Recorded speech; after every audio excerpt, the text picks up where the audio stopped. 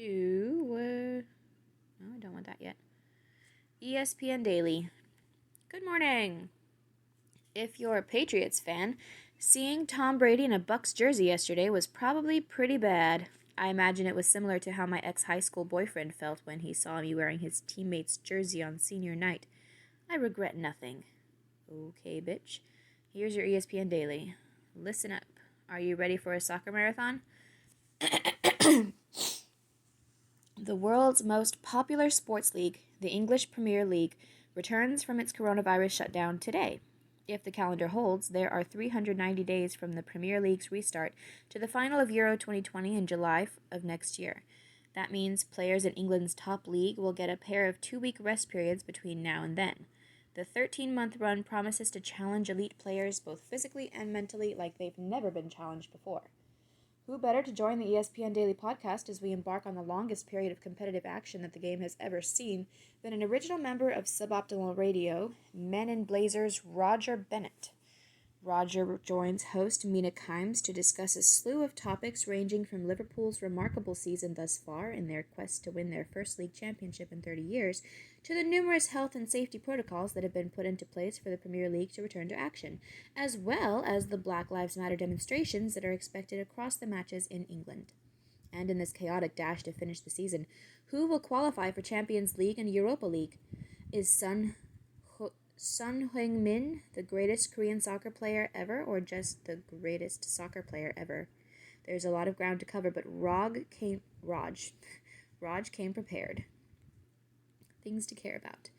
All eyes on Iowa. On May 20th, Iowa Governor Kim Reynolds gave the green light for Iowa high schools to begin their summer baseball and softball seasons. They were cleared to return to practice on June 1st, and games could begin 2 weeks later. On May 28th, the governor's office dropped more news. 555 employees at Storm Lake's Tyson pork processing plant had tested positive for the coronavirus.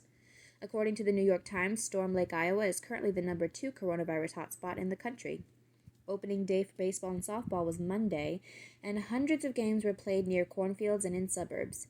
The scores are the least significant results. The success of Iowa's experiment ultimately will ride on what doesn't happen. If it works, it could help pave the way for football and other sports this fall across the country. The hopeful eyes of America's coaches, athletes, and school administrators will be watching Iowa this summer as it navigates the first sanctioned high school season during the coronavirus panic. NHL's pregnancy pause. The thing about athletes is that their jobs require a considerable amount of travel, so much so that life-altering events such as the decision to have a child are often made with that reality in mind. It's for this reason that many NHL players and their partners had meticulously planned for babies to arrive during the 2-month window dubbed the Life Event Safe Zone. But what they didn't and couldn't account for was the coronavirus pandemic that paused the NHL calendar and now has the NHL season restarting right when the aforementioned NHL babies are due. In addition to trying to ensure they're present for the birth of their children, players are facing the added anxiety of leaving the babies and mothers to play in the NHL's hub city bubbles. There's no way you're going to keep me in a hotel when I have a baby 15 minutes from me. I'll put on a mask. I'll test when I get back to the hotel. I'll do whatever you need me to do, but I'm telling you right now, I'm going to see my child, Jordy Ben of the Vancouver Canucks explained. For Canadian players, there is a whole other set of complications due to the current rules on travel being enforced by the Canadian government. If they travel across the border, it is mandated that they quarantine for 14 days. There are so many unknowns. It's frustrating, but it's frustrating for everyone, Ben said. That sounds terrible.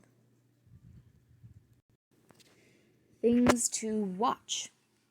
What, like it's hard or something? Jonathan Allen does not skip leg day, can confirm. In this video, the Redskins defensive lineman is seen casually squatting 585 pounds for 5 reps. Damn. Light work. Ahaha. As a Washington fan, I could potentially be biased ever so slightly, but I'm going to go out on a limb and say our front seven could be scary this year. You don't want, and I cannot stress this enough, no smoke. Okay, that must be a Redskins thing. Overheard.